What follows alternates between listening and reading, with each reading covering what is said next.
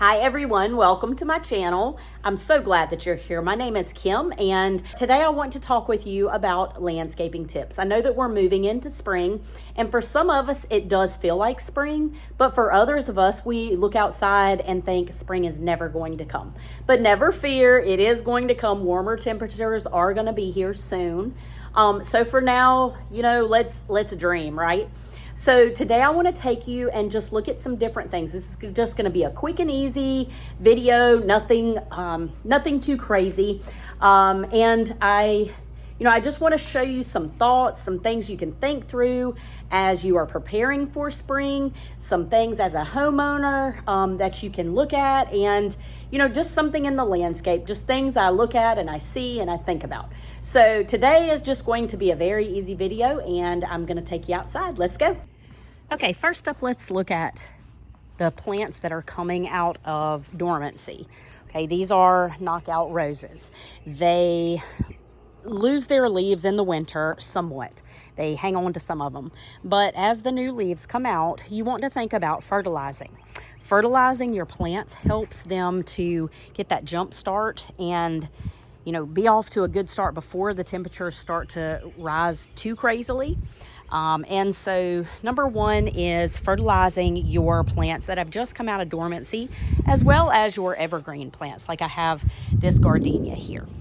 So what I want you to do is think about a fertilizer that is organic, that has great needs for your plants. There are a variety of holly tones, plant tones, rose tones. That's my personal favorite. You cannot over fertilize. The material is organic and it is very helpful for your plants. So think about fertilizing those plants as they come out of dormancy.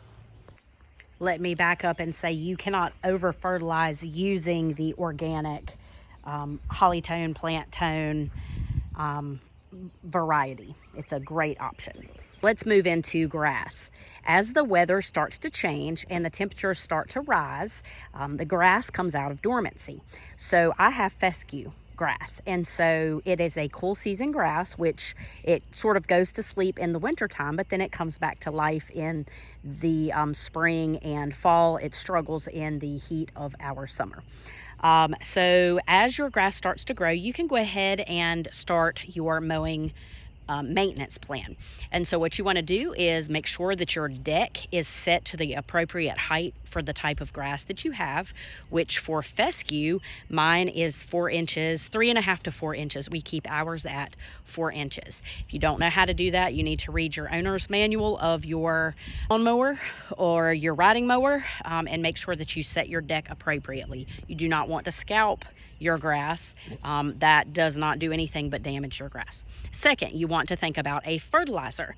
Fertilizing your grass is a great idea in the spring. If you have cool season grass, you want to use a slow release, which is an example is like 18-24-12. So you are focusing on that middle number that is really working through the roots and making sure that your grass is healthy, so that the top is looking good. Okay.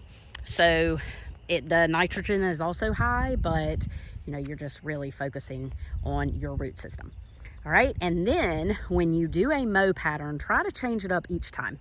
You do not want to go like, for example, I did straight lines yesterday. You also don't want to drive straight through the middle of something you just mowed. Keep those lines pretty. It just looks nice. It's very rewarding. But next time, maybe go side to side. You just want to have your patterns change up. Don't keep the same patterns each time.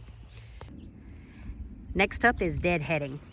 You can go ahead and get rid of those old flower heads in your flower beds right now from your hydrangeas.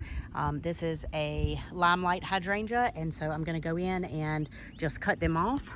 I'm going to take them off right about here, and that will tidy up your plant bed. My next tip is to pay attention to any crossing branches. It's not too late to prune your trees. This is a purple leaf plum. There are a lot of branches that are crossing, like this one right here. So I'm going to cut those crossing branches. As you can see, this one has now rubbed a sore on the tree, so I need to get that out of there. But it is not too late to cut your trees and just go in and do some intentional pruning, meaning you are looking for any branches that are crossing, any branches that are low lying, limbs that will smack you in the face when you are trying to mow, or any other ones that may have some disease or damage. So that is my next tip: prune those trees. Let's talk about weeds. Good old weeds. Okay, so in your flower beds, in your plant beds, along your sidewalks, weeds are popping out and they are looking really good. So you can either hand pull these or you can spray them with a weed killer, and just keep those weeds in control. That is going to lead me to the next topic. My next topic is crack weeds, like these. You see them growing in between the cracks of the sidewalk, the cracks of the road. I typically spray mine, so I don't have many. But go in and make sure that this is part of your weekly maintenance, is to get rid of those crack weeds. You do not want to have crack weeds. It's just not aesthetically pleasing. If you did not cut back your grasses in the winter time, now is the time to cut back those ornamental grasses. The new growth comes from the ground, which will start soon coming from down in the ground. You want to cut this back, go back to the very base and make a ponytail and cut it at the ground. You do not want to leave these. This is an example of some grasses that have not been cut back in many, many years, and they could benefit from that. You can also divide them by taking a shovel and cutting them in half and replanting the other half somewhere else. So go ahead and cut back those grasses now. My next topic is ivy on trees.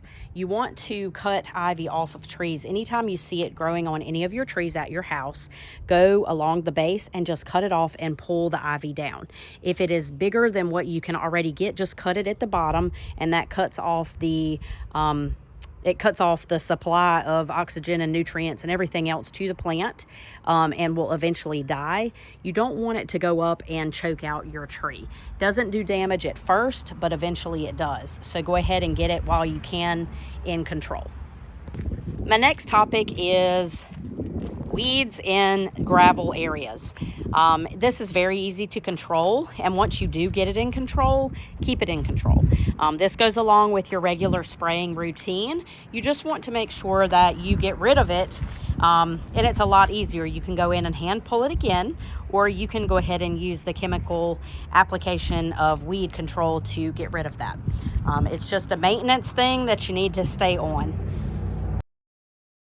Next up is none other than suckers, my most hated landscaping issue. Coming out of the bottom of this holly, I just wanted to tell you that when you see these, pop them off.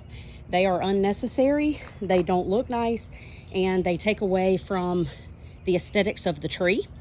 And the energy that goes into them could be going into the rest of the tree. So when you see a sucker, pop them off. And my last tip for you today is to put a fresh coat of mulch out. Look at what an amazing facelift it gives any bed.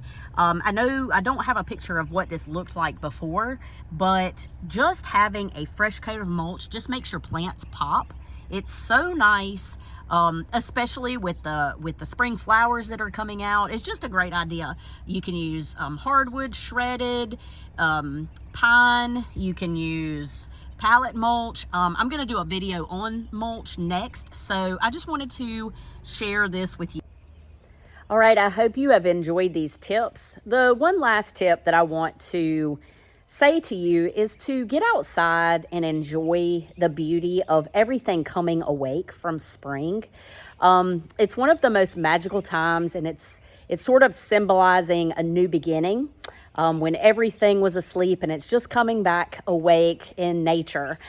Get out, take a walk, pay attention to the songs the birds are singing, the flowers that are blooming. See if you can find something that you haven't seen before. Look for the bees that are out buzzing around. Look for, I don't know if you guys have lightning bugs, but we have lightning bugs and actually saw one today.